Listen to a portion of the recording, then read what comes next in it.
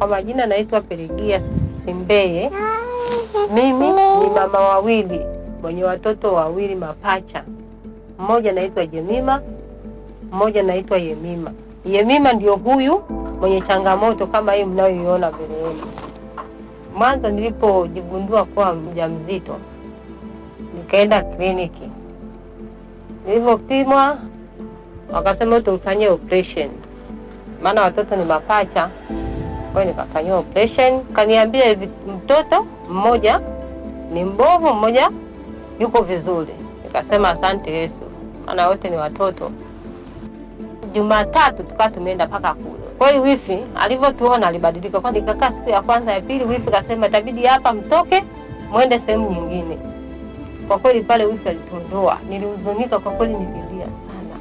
Nimelala usiku maana ile misukosuko, mshono hujapona, mshono ukafumuka, niko peke yangu. Nichukua simu.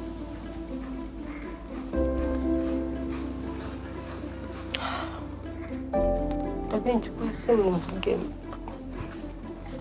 Nilipoona kaka kaja na mama kaja, nilipata faraja. Pale zahanati sasa hospitali. Wakasema sasa hapa tumeshindwa. Wakanipa rufaa nipelekee CCBRT. Kwa kweli nimeenda pale, mwanangu kweli alipewa huduma. Nilifurahi sana mwanangu alipoanza kutibiwa CCBRT. Kwa kweli nilifarijika sana sana sana. Mpaka sasa hivi nafarijika sana. Sitoi shilingi 10 yangu. Namshukuru Mungu kwa matibabu anayotibiwa watoto wetu, CCBRT hospitali, ufadhili wa GSM. Mungu ambariki sana pote pale alipo.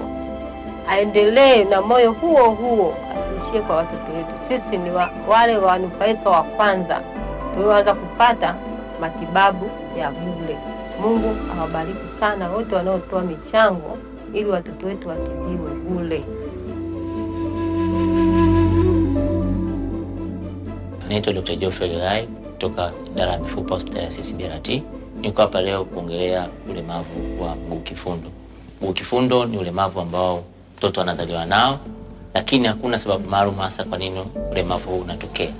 Lakini kwa tafiti zinazofahamika, mtoto wa kiume huwa ni rahisi sana au wana asilimia kubwa kupata mguu kifundo, na kama pia ukiwa na historia katika familia ya mtu kuwa na mguu kifundo.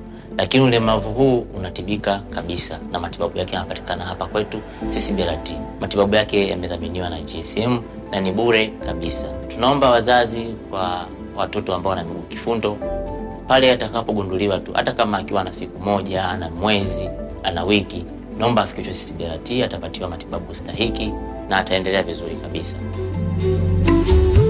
Kwenye mpira wa miguu kila hatua ni muhimu. Ndio maana Club Young Africans ukishirikiana na GSM Foundation na CCBRT tuliunganisha nguvu zetu kwa pamoja kuhakikisha tunatoa huduma kwa watoto hawa na baadaye kuwafanya watoto hawa kuwa ni washiriki wa michezo na sio watazamaji. Mioyo yetu, mashabiki wetu, wanachama wetu, wapenzi wa klabu yetu ya Young Africans na Watanzania kwa ujumla wako nyuma ya watoto hawa kwenye mafanikio yao. GSM Foundation tunaamini katika fursa sawa kwa kila mtoto, hata wale waliozaliwa na changamoto za kimaumbile, hususan zile ambazo zinaweza kutibika. Na ndio maana mwaka jana tulisimama hapa mbele yenu tukiwa pamoja na wadau wengine, tukaanzisha harambee ya kukusanya fedha kwa ajili ya matibabu ya hawa watoto. Mpaka kufikia sasa, kupitia michango yenu pamoja na ile ya GSM Group, tumeweza kutibu watoto takriban 300 na bado matibabu yanaendelea. Watoto hao 300 ni wale ambao tayari wameshapatiwa matibabu. Hata hivyo, bado wako watoto wengi ambao wanahitaji msaada. Usiku huu wa leo, sisi sote katika ukumbi huu sio wageni wa hafla hii, isipokuwa ni sehemu ya mafanikio ya matibabu ya watoto hao.